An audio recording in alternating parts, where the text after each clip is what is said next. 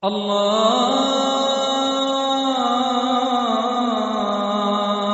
أكبر الله أكبر الله أكبر الله أكبر.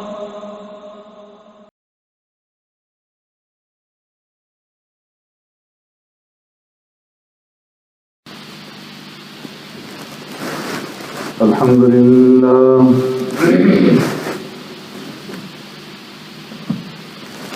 الحمد لله نحمده ونستعينه ونستغفره ونؤمن به ونتوكل عليه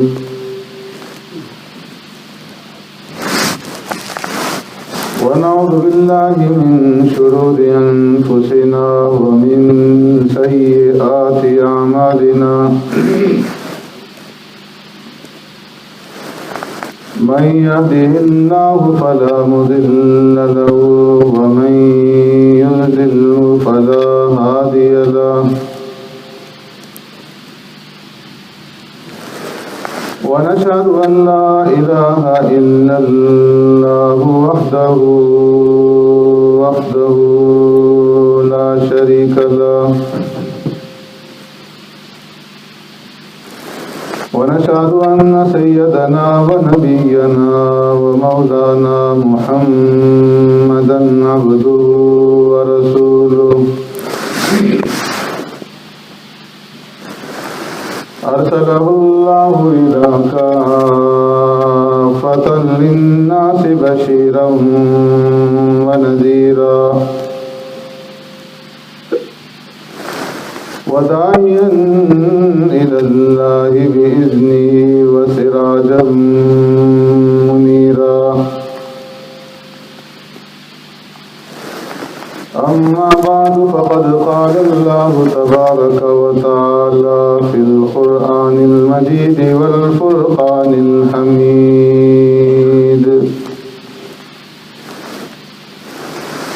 فأعوذ بالله من الشيطان الرجيم. بسم الله الرحمن الرحيم.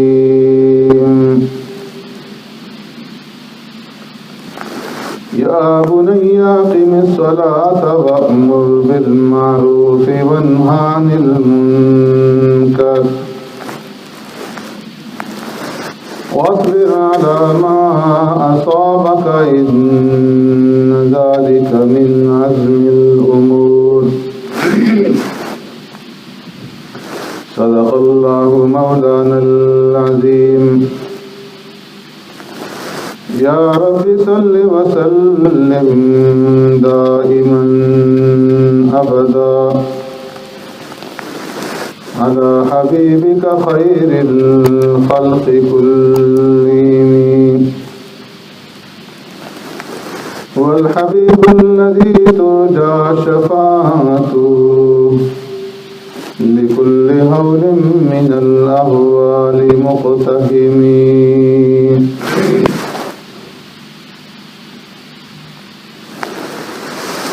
یا بنی اقم الصلاۃ، اے میرے بیٹے نماز قائم کیجئے. وأمر بالمعروف، اور حکم کیجئے اچھائی کا. وانہا عن المنکر، اور منع کیجئے منکر سے. واصبر علی ما اصابک، اور صبر کیجئے اس پر جو آپ کو اس راستے میں ملے. ان ذلک من عزم الامور، بے شک یہ ہے ہمت کے کاموں میں سے. آمنت باللہ وبآیاتی، میرے محترم دوستو، بزرگوں، بھائیوں،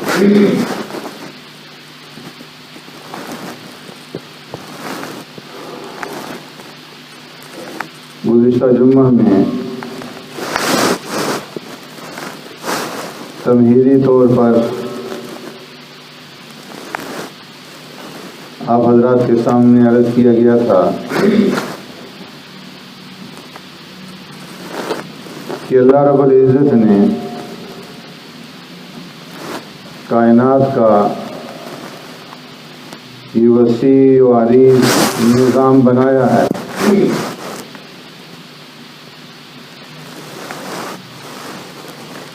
اللہ رب العزت نے وسیع و عریض آسمان پھیلایا اور نیچے زمین کا فرش بچھایا اور پھر آسمان اور زمین کے درمیان میں ہزاروں قسم کی مخلوقات پیدا فرمائی.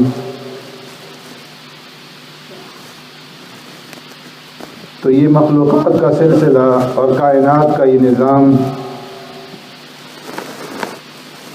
جو اربوں کھربوں میلوں پر پھیلا ہوا ہے، اللہ رب العزت نے اس ساری کائنات کے نمونوں کو جب سمیٹا تو 1.5 گز کی ڈبیا کے اندر اس سارے نظام کو بند کر دیا اور وہ 1.5 گز کی جگہ میرا اور آپ کا وجود، میرا اور آپ کا جسم اور میرا اور آپ کا نفس ہے کہ اللہ رب العزت نے سارے نمونے اس انسان کے جسم کے اندر جمع فرما دیے، جس میں زمین بھی ہے اور پہاڑوں کا سلسلہ بھی ہے اور جنگلات اور نباتات کا سلسلہ بھی ہے اور پھر مختلف قسم کے حیوانات اور جانوروں کا سلسلہ بھی. جس طرح باہر کی کائنات کے اندر بارش ہوتی ہے تو انسان کے اندر بھی بارش ہوتی ہے. موسم گرما آنے پر، ساون کا مہینہ آنے پر پسینہ ٹپکتا ہے جس طرح بارش ہو رہی ہو. جس طرح اللہ نے باہر کی کائنات کے اندر پانی کی مختلف قسمیں رکھی ہیں، انسان کے جسم کے اندر بھی پانی کی وہ ساری قسمیں موجود. جس طرح اللہ رب العزت نے باہر کی کائنات کے اندر ہواؤں کا سلسلہ رکھا ہے، ہوائیں چلتی ہیں، کچھ گرم ہیں کچھ ٹھنڈی. انسان جب سانس لیتا ہے اندر کی طرف تو ٹھنڈا اور باہر کی طرف سانس لیتا ہے تو گرم. پھر اللہ رب العزت نے کائنات کے اندر آگ رکھی ہے تو انسان کے جسم کے اندر بھی حرارت موجود، آگ موجود. جسم کے کسی حصے پر ہاتھ رکھیں تو تپش اور حرارت محسوس ہوگی. دونوں ہاتھوں کو ملا کر رگڑیں، چنگاریاں نکلتی ہوئی محسوس ہوں گی. میل بھر دوڑ جائیں تو جسم کے اندر سے آگ نکلتی ہوئی محسوس ہوگی. تو اللہ رب العزت نے باہر کی اس کائنات کے اندر جتنے نمونے رکھے ہیں ان سارے نمونوں کو جب سمیٹا تو انسان کے اس 1.5 گز کے جسم کے اندر اللہ نے وہ سارے نمونے جمع فرما دیے. اور پھر صرف یہی نہیں کہ کائنات کے نمونے اس انسان کے جسم کے اندر موجود ہیں، بلکہ خالق کائنات کے نمونے بھی اس انسان کے جسم کے اندر موجود. انسان اگر غور کرے تو اللہ رب العزت کی ذات اور اللہ رب العزت کی صفات اس انسان کے جسم کے اندر موجود ہے، اور اسی سے اللہ کی ذات اور صفات کو اور اس کی خالقیت کو انسان پہچان سکتا ہے۔ اگر آپ غور کریں تو ہمارا یہ جو جسم ہے یہ کس چیز سے باقی ہے، اس کی بقا کس چیز سے؟ جسم کی اس کائنات کو کس چیز نے سنبھال رکھا ہے؟ ظاہر ہے کہ روح ہے۔ اگر انسان کے جسم کے اندر روح نہ ہو تو انسان کا یہ جسم بکھر جائے، ریزہ ریزہ ہو جائے، منتشر ہو جائے، مٹی میں مل کر مٹی ہو جائے، اور پانی پانی میں مل جائے، ہوا ہوا میں، اور آگ آگ میں، اور سارا نظام درہم برہم ہو جائے۔ لیکن اس جسم کی کائنات کو جس چیز نے سہارا دیا، سنبھالا، وہ روح ہے، جو اس جسم کے لیے مدبر اعظم ہے، اور جس نے اس جسم کے لیے قیومیت اختیار کر رکھی ہے۔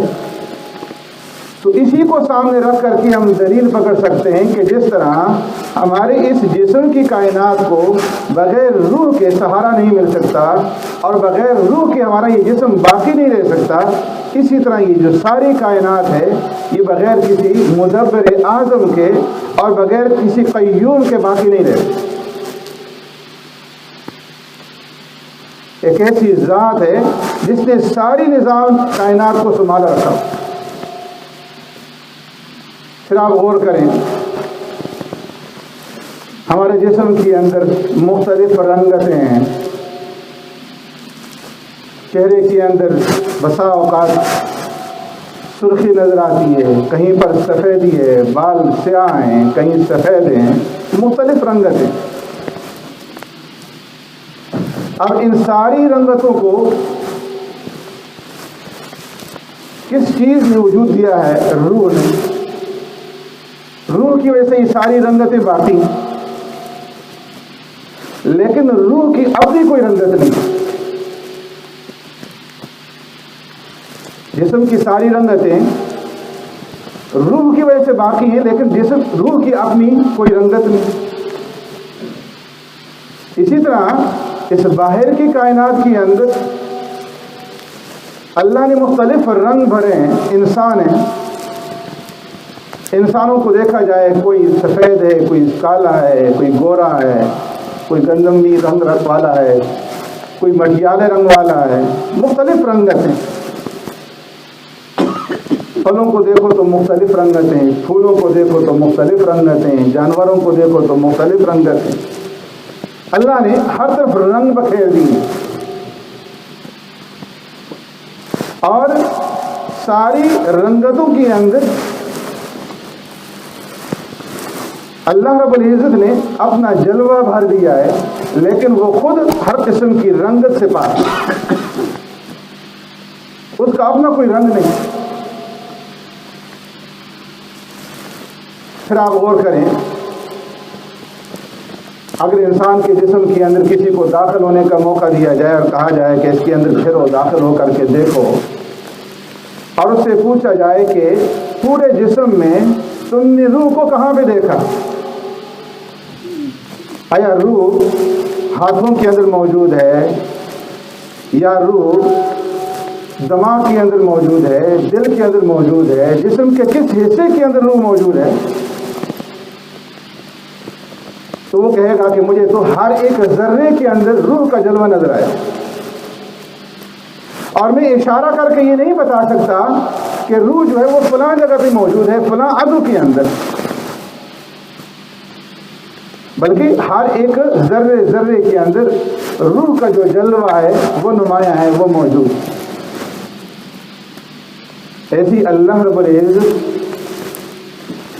فرمایا کہ وہ جہت سے اور سمت سے مبرہ اور منزہ ہے، کوئی اس کی طرف اشارہ کر کے یہ نہیں بتا سکتا کہ اللہ کی ذات وہاں ہے یا یہاں ہے۔ اس کا جلوہ ہر جگہ موجود ہے، ہر ذرے کے اندر موجود ہے۔ پھر جس طرح روح کا جسم کے ساتھ جو اعضاء ہیں مختلف تعلق،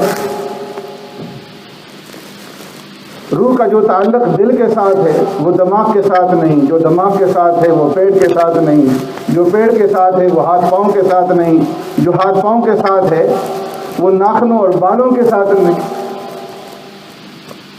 ایسے ہی اللہ رب العزت کا اس کائنات کے اندر جو تعلق بیت اللہ سے ہے وہ عام مساجد کے ساتھ نہیں، اور جو عام مساجد کے ساتھ ہے وہ آپ کے گھروں کے ساتھ نہیں، اور جو تعلق آپ کے گھروں کے ساتھ ہے وہ ویرانوں اور جنگلوں کے ساتھ ہے۔ پھر آپ دیکھیں کہ ہمارے اس جسم کو کتنی روحوں نے باقی رکھا ہے، ہمارے جسم کے اندر کتنی روحیں موجود ہیں، ایک روح ہے یا دو روح ہیں؟ ظاہر ہے کہ ایک ہی روح ہے۔ اگر جسم کے اندر دو روحیں ہوتی تو یہ جسم کا سارا نظام جو یہ تہس نہس ہو جاتا، گڑبڑ ہو جاتا۔ ایک روح کہتی کہ میں اس جسم کو بھوک لگانا چاہتی ہوں، دوسری کہتی ہرگز نہیں۔ ایک روح کہتی کہ میں اس کو آرام دینا چاہتی ہوں، دوسری کہتی ہرگز نہیں۔ تو ان کو آپس کے جھگڑے سے فرصت نہ ہوتی تو جسم کی کفالت کیسے ہوتی؟ ایسے ہی فرمایا کہ اس ساری کائنات کے اندر لو کان فیہما آلہۃ الا اللہ لفسدتا فسبحان اللہ عما یشرکون۔ اس کائنات کا نظام چلانے والا اگر اللہ کے سوا کوئی اور ہوتا، دو الہ ہوتے یا دو سے زیادہ الہ ہوتے تو لفسدتا، کائنات کا سارا نظام درہم برہم ہو جاتا۔ ایک خدا کہتا کہ میں گرمی لانا چاہتا ہوں، دوسرا کہتا نہیں میں سردی۔ ایک کہتا کہ میں رات لانا چاہتا ہوں، دوسرا کہتا نہیں میں دن۔ ایک کہتا کہ میں فلاں قوم کو عزت دینا چاہتا ہوں، دوسرا کہتا نہیں میں اس کو ذلت دینا چاہتا ہوں۔ ایک کہتا میں فلاں کو بیٹی دینا چاہتا ہوں، دوسرا کہتا نہیں میں اس کو بانجھ رکھنا چاہتا ہوں۔ لفسدتا، تو ساری کائنات کا یہ نظام درہم برہم ہو جاتا، تہس نہس ہو جاتا۔ فسبحان اللہ، اللہ کی ذات ان شریکوں سے پاک ہے جو تم اللہ کے ساتھ شریک ٹھہراتے۔ تو جس طرح انسان کی اس بدن کے اندر دو روحیں نہیں سما سکتی، جس طرح ایک میان کے اندر دو تلواریں نہیں سما سکتی، اور جس طرح ایک کرتے کے اندر دو انسان داخل نہیں ہو سکتے، اسی طرح اس کائنات کے اندر دو الہ یا زیادہ الہ نہیں ہو سکتے، ایک ہی الہ ہے جس نے سارا یہ نظام سنبھال رکھا۔ اور اگر فرض کریں کہ وہ دونوں الہ آپس میں صلح کر لیتے اور صلح کے ساتھ نظام چلاتے تو فرمایا صلح کرنا یہ کمزوری کی علامت ہے، یہ دبنے کی علامت ہے، اور جو دب جائے وہ خدا نہیں ہو سکتا۔ تو اللہ رب العزت نے یہ سارے نمونے انسان کے اندر جمع کر دیے کہ انسان اگر ذرا غور کرے اپنی جان کے اندر، اپنے جسم کے اندر، تو اللہ کی وحدانیت کے اور اس کی یکتائی کے سارے نمونے سے انسان کے جسم کے اندر موجود ہیں۔ جس طرح انسان کی روح کا تعلق انسان کے جسم کے ذرے ذرے کے ساتھ ہے، انسان کے جسم کے اندر کوئی ذرہ ایسا نہیں جس سے روح باخبر نہ ہو، جس سے روح واقف نہ ہو۔ اس وقت میرے دل کے اندر کیا ہے، میری روح سے واقف ہے۔ اس وقت میرے پیٹ کے اندر کیا ہو رہا ہے، تکلیف ہے یا آرام ہے، میری روح کو جانتی ہے۔ اس وقت میرے سر میں درد ہے یا نہیں، میری روح سے واقف ہے۔ یہ میرا ہاتھ ہے، یہ میرا پاؤں ہے، یہ میرے بال ہیں، یہ میرے ناخن ہیں، میری روح اس کو جانتی۔ اگر نہ جانے تو جسم کا نظام کیسے چلے؟ تو جسم کے ایک ایک ذرے سے روح واقف۔ اسی طرح اس پوری کائنات کی جو روح اعظم ہے اور جو ذات خداوندی ہے، جو خالق اور مالک ہے، جس نے ساری کائنات کو پیدا کیا، وہ اس کائنات کے ذرے ذرے سے واقف۔ اگر وہ کائنات کی ذروں سے واقفیت نہ رکھے تو نظام کیسے چلے؟ وَعِندَهُ مَفَاتِحُ الْغَيْبِ لَا يَعْلَمُهَا إِلَّا هُوَ وَيَعْلَمُ مَا فِي الْبَرِّ وَالْبَحْرِ وَمَا تَسْقُطُ مِنْ وَرَقَةٍ إِلَّا يَعْلَمُهَا وَلَا حَبَّةٍ فِي ظُلُمَاتِ الْأَرْضِ وَلَا رَطْبٍ وَلَا يَابِسٍ إِلَّا فِي كِتَابٍ مُبِينٍ۔ اسی کے پاس غیب کی کنجیاں ہیں، اس کے سوا کوئی غیب کا علم نہیں رکھتا۔ سمندر کے اندر کیا ہو رہا ہے، کتنی مخلوقات ہیں اور ان کو کیا روزی دینی ہے وہ جانتا ہے۔ خشکی کے اندر کیا ہو رہا ہے، کتنی مخلوقات ہیں، کہاں ہیں، کیا ہو رہا ہے، اس کے علم کے اندر۔ وَمَا تَسْقُطُ مِنْ وَرَقَةٍ، کس درخت سے کون سا پتا گرا، کہاں پہ گرا، کس کونے کے اندر گرا، اس کے علم کے اندر۔ وَلَا حَبَّةٍ فِي ظُلُمَاتِ الْأَرْضِ، زمین کی اندھیریوں کے اندر، زمین کی تہہ کے اندر کہاں کہاں کون کون سے دانے پڑے ہوئے ہیں، کس حال کے اندر ہیں، کب پھٹیں گے، کب اگیں گے، اس کے علم کے اندر۔ وَلَا رَطْبٍ وَلَا يَابِسٍ، نہ کوئی تر چیز، نہ کوئی خشک چیز، نہ خشکی میں نہ تری میں، کوئی چیز ایسی نہیں جو اس کے علم کے اندر نہ۔ أَلَا يَعْلَمُ مَنْ خَلَقَ وَهُوَ اللَّطِيفُ الْخَبِيرُ، کیا وہ ذات بے خبر ہو سکتی؟ من خلق، جو خالق ہے، جو پیدا کرنے والی ہے، جو باریک بین ہے، جو خبردار ہے۔ تو اللہ رب العزت نے اس چھوٹی سی انسان کی جسم کے اندر، اس 1.5 گز کے انسان کے جسم کے اندر سارے نمونے جمع کر دیے، کائنات کے نمونے بھی اور خالق کائنات کے نمونے۔ اس لیے فرمایا سنورihim آیاتنا فی الآفاق وفی انفسہم حتی یتبین لہم انہ الحق، کہ ہم اپنی وحدانیت کی، اپنی خدائی کی اور اپنی یکتائی کی نشانیاں سنورihim آیاتنا فی الآفاق، باہر کی اس کائنات کے اندر بھی تمہیں دکھائیں گے، وفی انفسہم، اور نہ صرف باہر کی کائنات میں بلکہ خود اے انسان تمہارے اپنے نفس کے اندر بھی، تمہاری اپنی جان کے اندر بھی، تاکہ تمہیں یہ معلوم ہو جائے اور تمہارے سامنے یہ بات واضح ہو جائے اور کھل کر کے سامنے ہو جائے انہ الحق، کہ صرف وہی ذات جو ہے وہ حق ہے اور وہی وحدہ لا شریک ہے اور اس کے ساتھ کوئی دوسرا شریک نہیں۔ سبحانک اللہم بحمدک، نشہد ان لا الہ الا انت، نستغفرک۔